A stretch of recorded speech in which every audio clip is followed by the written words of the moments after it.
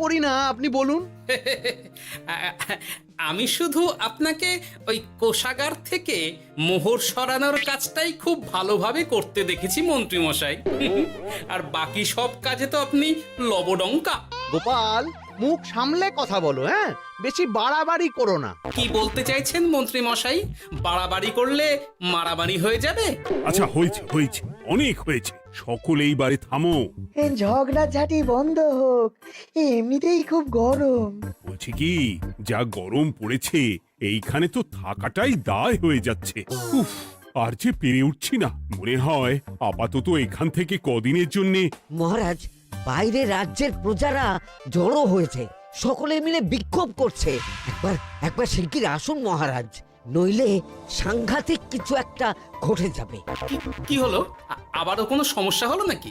আমাদের রাজ্যের প্রজারা তো যথেষ্ট বোঝদার, তারা তো এমনি এমনি ঝামেলা ঝঞ্ঝাট সৃষ্টি করার মানুষ নয়। গোপাল, চলো গিয়ে দেখি।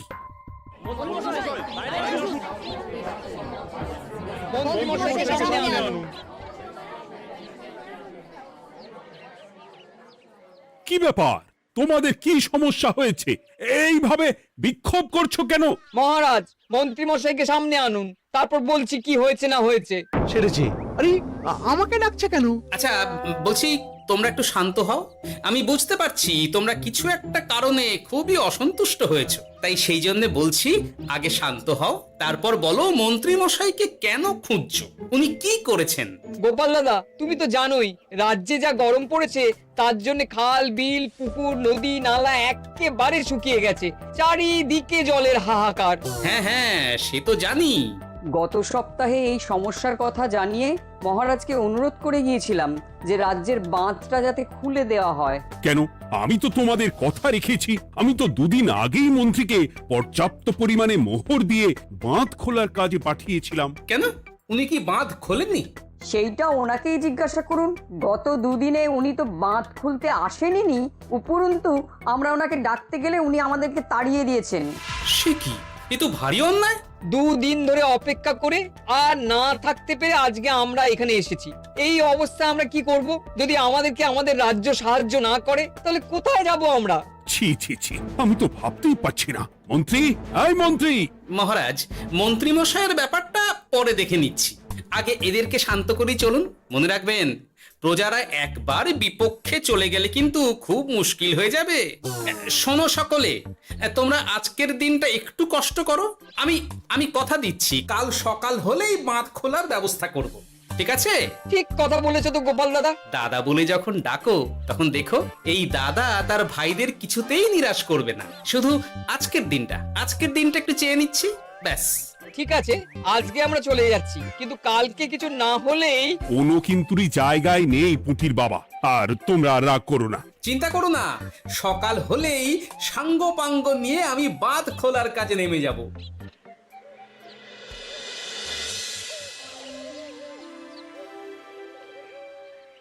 ছি ছি মন্ত্রী, তুমি এইভাবে আমায় মিথ্যে বললে।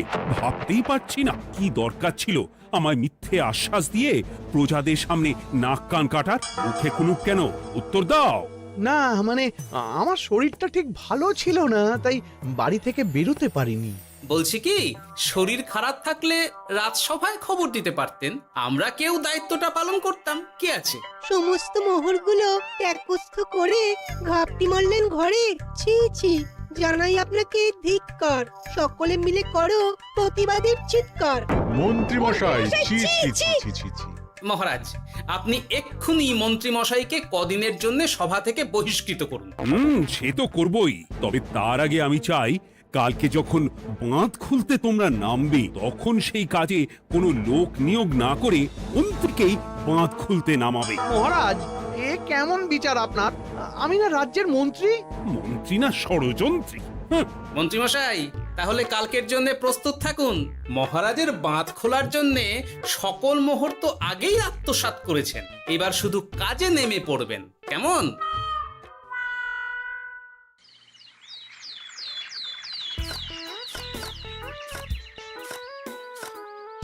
ওহ গোপাল, এইবারে ছেড়ে দাও, আর পাচ্ছি না। এত সহজে হাল ছাড়লে হবে বলুন? এই কে আছো? ওই শাবল কোদালগুলো দাও, আমি এদিকটায় খুঁচিয়ে দিই। সভাকবি, বিজ্ঞানী, এসো এসো এসো, হাত লাগাও। সবে মিলে করি কাজ, বাঁধ খোলা হবে আজ। বাঁধ খোলা হবে আজ, মন দিয়ে করো কাজ। একদম, হাত লাগাও, জোর লাগাও। গোপাল দাদা, সভাকবি, বিজ্ঞানী দাদা আর আর বাকি দাদা ভাইরা আসুন আসুন, সকলে একটু শরবত খান। আমাকেও একটু শরবত দাও। মোহরগুলো খেয়েও তৃষ্ণা মেটেনি বুঝি? হুম হুম। বাঁধ এক্ষুনি খুলবে, প্রজাদের সব জ্বালা জুড়বে। বাঁধ খুলে গেছে। আমাকে বাঁচাও, আমাকে বাঁচাও। কোনো কোনো সময় ভুল করলে নিজেই সেই ভুল শুধরে আবার ফিরতে হয়। আপনিও তাই করুন মন্ত্রী মশাই, নিজে নিজেই উঠে আসুন। চলো সকলে। গোপাল, তুমি তোমার সাথীদের নিয়ে যা করলে সত্যি ভাবাই যায় না। মহারাজ, নিজেদের রাজ্যের সমস্যায় নিজেরাই কোমর বেঁধে নেমে সমস্যার সমাধান করেছি, পরিস্থিতি মোকাবিলা করেছি। এর জন্যে আপনি এমন করে বলবেন না। ওহ, তোমরা না থাকলে যে কি হতো। মহারাজ, আমরা আছি তো, এত ভাববেন না আপনি। আপনি বরং আমাদের সকলের জন্য কিছু খাবারের ব্যবস্থা করুন, খুব খিদে পেয়ে গেছে। হ্যাঁ হ্যাঁ, নিশ্চয়ই নিশ্চয়ই। তোমরা সকলে ভিতরে এসো, হাত পা ধুয়ে নাও, ততক্ষণে আমি রানীকে আহারের ব্যবস্থা করতে বলছি।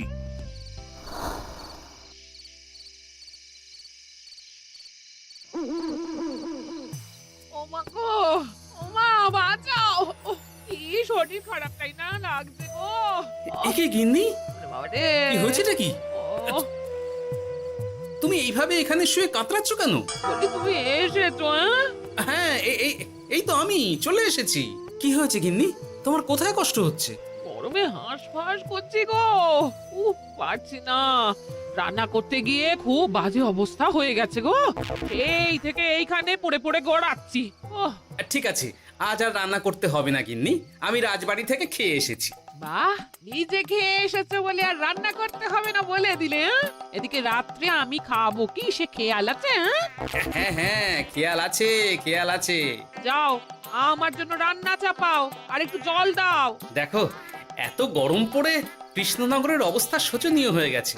বয়স্ক লোকেরা কোনো কাজই করতে পারছে না। সত্যি তো, এই গরমে রান্না করাটা খুবই কঠিন গিন্নি। কি বললে? আমি বয়স্ক লোক? আমার বয়স হয়ে গেছে, তাহলে নিজে কি? এই না না গিন্নি, আমি তোমায় কিছু বলিনি। আমি গোটা কৃষ্ণনগরের সাধারণ বয়স্কাদের উদ্দেশ্যেই কথাটা বললাম। তোমার তো বয়স হয়েছে বলে মনেই হয় না গিন্নি। ও তাই বলো?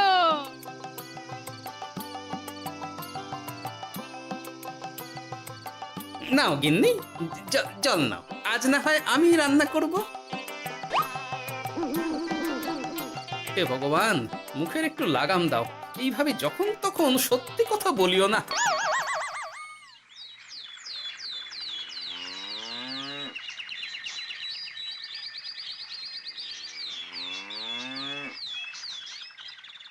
গোপাল দাদা, ও গোপাল দাদা, একবারটি বাইরে এসো, মহারাজ জরুরি তলব করেছেন। আবার কি হলো? গোপাল দাদা, গিন্নি, একবার ও বাইরে গোপাল গিয়ে দাদা। দেখে আসি বুঝলে, পেয়াদা এসে অনেকক্ষণ থেকে ডাকছে। গোপাল দাদা, আচ্ছা, গিয়ে গোপাল দেখো। দাদা, ও গোপাল দাদা, গোপাল দাদা, ও গোপাল দাদা, আরে তুমি এক্ষুনি একবার প্রাসাদে চলো, রানীমার খুব শরীর খারাপ করেছে, মহারাজ তোমাকে খবর দিতে বললেন। ঠিক আছে, তুমি যাও, আমি আসছি।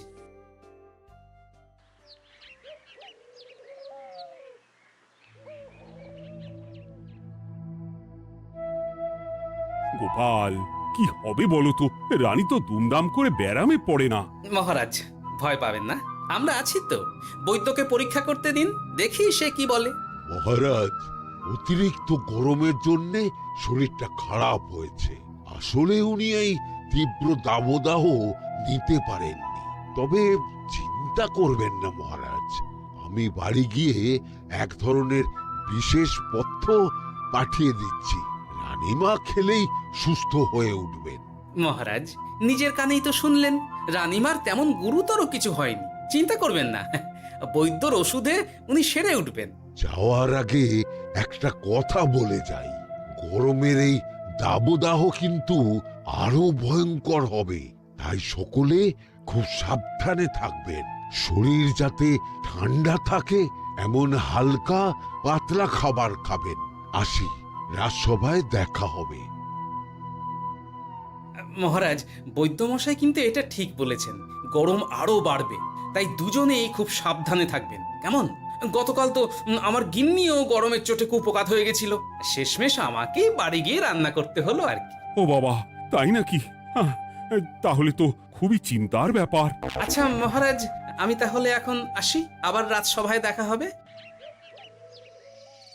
এই গরমে আর এখানে থাকতে পারছি না, বলছি কদিনের জন্য না একটু অন্য কোথাও গেলে হয় না গো? গিন্নি, এই গরমে ঘরেই থাকো, অন্য কোথাও যাওয়ার মোটে নাম করো না।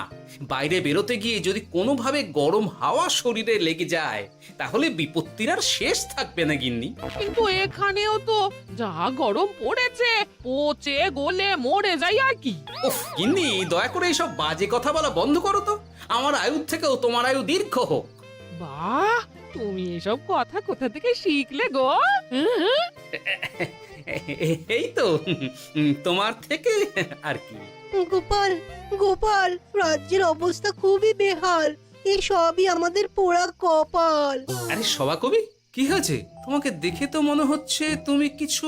বিজ্ঞানী মহারাজ দুজনেই অজ্ঞান, ঘটি ঘটি জল ঢেলেও ফেরাতে পারেনি তাদের জ্ঞান। কি বলছো কি? তা তুমি এই ব্যাপারটা জানলে কি করে? গিয়েছিলাম একটু আগে বিজ্ঞানীর বাড়ি, গিয়ে দেখি লোকজনের ভিড় সারি সারি। সে কি? শুনলাম মহারাজ তাকে কিছু বলতে এসেছিলেন, তারপরে দুজনে বাইরে বেরিয়ে আসতেই অজ্ঞান হয়ে গেলেন। মহারাজ বিজ্ঞানীর বাড়ি গিয়েছিলেন, তাও আবার রানীমাকে ছেড়ে? রাজবৈদ্য কত করে বললেন এই সময় যখন তখন ঘরের বাইরে বেরোবেন না, কে শোনে কার কথা? আমার মনে হয় মহারাজ তেমন কোনো গুরুত্বপূর্ণ কিছু কথা বলতেই বিজ্ঞানীর বাড়ি গিয়েছিলেন।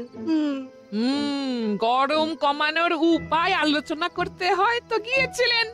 আমাদের মহারাজ তো নিজের চোখেই দেখেছেন এই তীব্র গরমের চোটে রাজ্যের কি অবস্থা, কি অবস্থা। ঠিক বলেছো গিন্নি, আমার এই কথাটা তো মাথাতেই আসেনি। ধন্যবাদ গিন্নি, অসংখ্য ধন্যবাদ তোমায়। আমায় পরে ধন্যবাদ জানিও। হ্যাঁ, এখন আর দেরি না করে বৈদ্য মশাইকে সঙ্গে নিয়ে বিজ্ঞানী মশাইয়ের বাড়ি যাও। হ্যাঁ,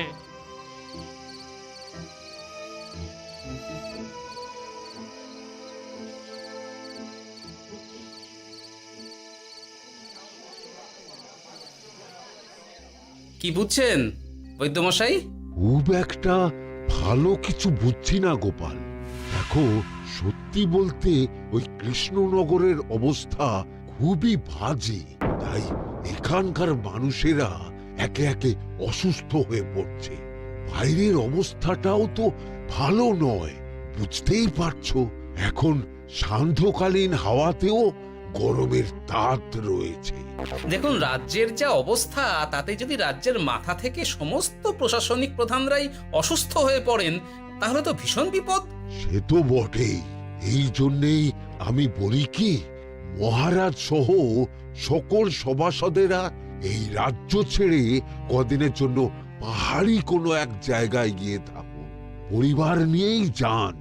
দেখুন, আগে নিজেরা বাঁচলে তবে তো রাজ্যবাসীকে ভালো রাখতে পারবেন, তাই না? কথাটা কিন্তু মন্দ বলেনি বৈদ্য। গোপাল, এই গোপাল, তুমি পাহাড়ে যাওয়ার ব্যবস্থা করো। এইখানে আর কিছুদিন থাকলে মরেই যাব। হ্যাঁ গোপাল, আমারও তাই মত। এক্ষুনি যা শরীরে ক্লান্তি এসেছে, আর কদিন এইখানে থাকলে মরেই যাব। মহারাজের অনুরোধে গরম কমানোর কোনো ব্যবস্থাও তো করতে পারলাম না, বাইরে বেরোনো মাত্রই দুজনে মূর্ছা গেলাম। বাবা, ঠিক আছে, বুঝেছি। মহারাজ, আপনি আর এই ব্যাপারটা নিয়ে বেশি ভাববেন না। বিজ্ঞানী, তুমিও আর বেশি কথা বলো না। আমি পাহাড়ে যাওয়ার ব্যবস্থা করছি। আমরা রাজসভা সকলে সব পরিবারে যাব।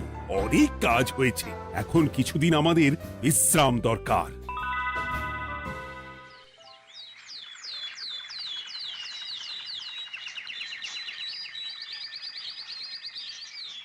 এ কি গোপাল, মন্ত্রীকেও তুমি আমাদের সঙ্গে নিয়ে যাচ্ছ? আহ, তুমি কি সব ভুলে গেছো? মহারাজ, আপনি খামোখা উত্তেজিত হবেন না। আপনার শরীরটা কিন্তু ভালো নেই। আর মহারাজ, আপনার রাজ্যে বাস করে আপনার থেকেই শিখেছি বিপদের দিনে পরম শত্রুকেও দূরে ঠেলতে নেই। গোপাল এটা ঠিক কথাই বলেছে। যতই হোক, উনি তো আমাদের মন্ত্রী, তাই এই বিপদের দিনে ওনাকে ফেলে যায় কি করে বলুন তো? সত্যি গোপাল, তোমার তুলনা নেই। ঠং, সবই নাম কেনার চেষ্টা। গোপাল, চলো এইবারে রওনা দিই। বলছি, খাবার দাবার আর জলের কলসিগুলো উঠেছো তো? হ্যাঁ, খাবারের পাত্রগুলো আপনার জিম্মায় থাকবে, আর জলের কলসিগুলো আমি সামলাবো।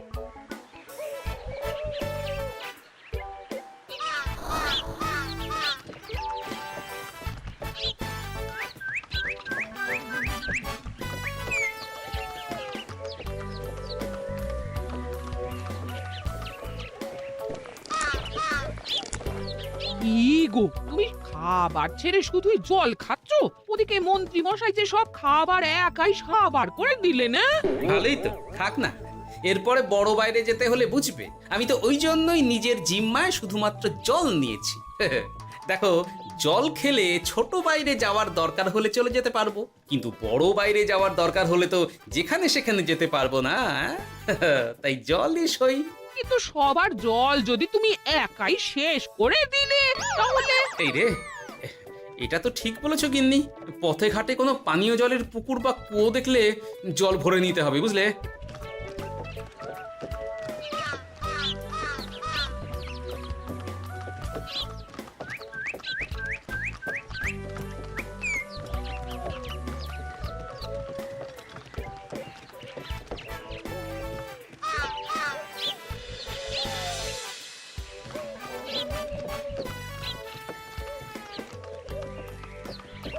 সকলে আসুন। দেখুন, দেখুন মহারাজ আমার মূর্ছা গিয়েছেন। আসুন। সে কি, কৃষ্ণনগর পেরিয়ে এসেছি, এখন এই অচেনা অজানা জায়গায় এসে মূর্ছা গেলেন? গিনি, চলো তো শিগগির গিয়ে দেখি। কেউ ঘাবড়াবেন না, মহারাজের শরীরটা আসলে খুব দুর্বল ছিল তো, তাই মূর্ছা গিয়েছেন। তবে চিন্তার কিছু নেই, আমি এক ধরনের পথ্য দিচ্ছি, এটা খেলেই উনি আবার সুস্থ হয়ে যাবেন। ঠিক আছে বৈদ্যমশাই, আপনি তাহলে যত তাড়াতাড়ি সম্ভব পথ্যটা তৈরি করুন। হ্যাঁ, আমার এই পথ্যটা তৈরি করার জন্যে একটু জলের প্রয়োজন। একটু জলের ব্যবস্থা করুন তো। এ মা, বলি গাড়িতে যে এক ফোঁটাও জল নেই গো, কি হবে? এই গোপাল, তুমি একাই সব জল খেয়ে বসে আছো? হ্যাঁ গোপাল, এখন এসব বাদ দাও, চলো একটু জলের ব্যবস্থা করি। হ্যাঁ, খানাখন্দ, খাল, বিল, নদী, সমুদ্র, যেখান থেকে পারো জল নিয়ে এসো। জল ছাড়া এই পথ্য বানানো অসম্ভব। গোপাল, এ কি করা যায় বলো? দাঁড়াও, আমি একটু ছোট বাইরে থেকে ঘুরে আসছি। হ্যাঁ, খুব জোরে বেগ আসছে, ত্যাগ না করতে পারলে বুদ্ধি খুলবে না।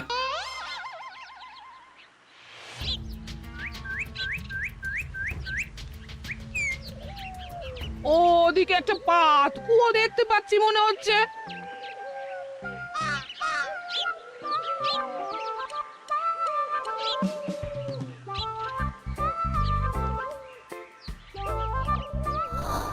জল কোথা থেকে পাবো? তবে কি জলের অভাবে আজকে মহারাজ সুস্থ হতে পারবেন না? রানীমা, ব্যাকুল হবেন না, আমি আছি তো। আমি থাকতে কিচ্ছু অঘটন ঘটবে না। সকলে শুনুন, বিশেষত মহিলাদের বলছি, আপনারা সকলে নিজেদের কাছে যত শাড়ি আছে সেই প্রত্যেকটা শাড়ি আমাকে দিন। আমি শাড়ি জুড়ে জুড়ে লম্বা রশ্মি বানাবো, তারপর সেই রশ্মিতে বালতি ঝুলিয়ে জল তুলব। দয়া করে কেউ দেরি করবেন না।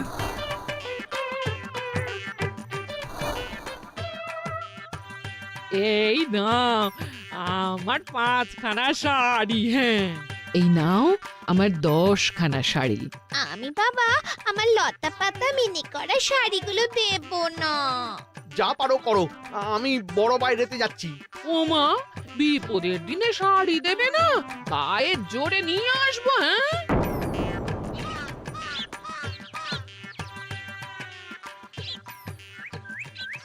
এ বাবা, এখনো কিছুটা কাপড় লাগবে তো। যা গভীর পাতকুয়া, সবার সব শাড়ি তো কাজে লাগিয়ে দিয়েছি, এখন কি হবে? আরে ওই তো কার একটা ঝোপের কাছে ধুতি পড়ে রয়েছে, যাই ওইটাই নিয়ে নি। এই গোপাল গোপাল, আরে করো কি, ওটা তো আমার ধুতি। আরে আরে আমি এই ঝোপে বড় বাইরের জন্য এসেছি। আরে মন্ত্রী মশাই, বড় বাইরে করার সময় অযথা অন্যদিকে মন দেবেন না, তাহলে পেট সাফা হবে না।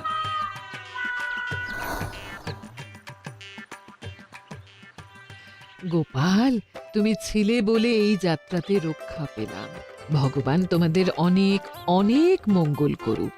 এই দেখো না, ওরা না আমার লতা পাতা আঁকা শাড়িগুলো নিয়ে নিয়েছে। এই দূর তোমার শাড়ির লতা পাতা, আমি নিজেই জড়িয়েছি বড় বড় ঘাস পাতা। চুল করছে রে, দূর ছাতা।